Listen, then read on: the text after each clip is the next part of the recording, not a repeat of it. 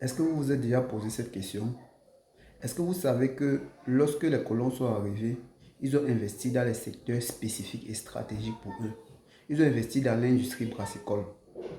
Ils ont investi dans l'église. Ils ont construit beaucoup d'églises. Ils ont investi dans le système éducatif qui était adapté à leurs besoins. Vous ne vous êtes jamais posé la question, pourquoi est-ce qu'ils n'ont jamais investi dans notre développement personnel? Pourquoi est-ce qu'ils n'ont jamais investi? Est-ce que quelqu'un parmi vous a déjà visité le centre français, l'Institut français, autant pour moi? Est-ce que quelqu'un a déjà visité l'Institut français? Si vous visitez l'Institut français, vous allez comprendre. Moi, j'ai visité l'Institut français, il n'y avait aucun livre de développement personnel là-bas. Aujourd'hui, nous, on va venir vous parler de développement personnel, vous allez ouvrir les narines, vous allez rire. Mais est-ce que vous savez que eux, ils ne sont pas pour qu'on fasse la promotion du développement personnel parce que ce n'est pas dans leurs intérêts, ils n'ont rien à gagner. Lorsqu'on vous parle de la lecture, c'est le seul moyen pour la jeunesse africaine de s'en sortir.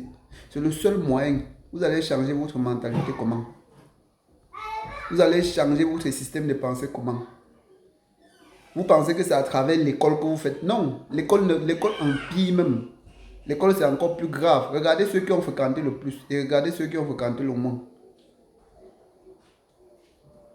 On vous parle de développement personnel, on vous parle de transformation mentale. Vous devez lire les livres. Vous n'avez même pas le choix. Est-ce que vous vous êtes déjà posé la question, pourquoi est-ce qu'ils n'amènent pas chez nous les livres de développement personnel, les grands livres qui peuvent transformer radicalement la pensée de l'être humain? Pourquoi est-ce qu'ils n'amènent pas ça chez nous? Pourquoi ils n'ont pas investi dans ça? Vous pensez que ça ne donne pas de l'argent? Il y a un de mes mentors aux États-Unis qui a vendu les livres à plus de 500 millions de dollars.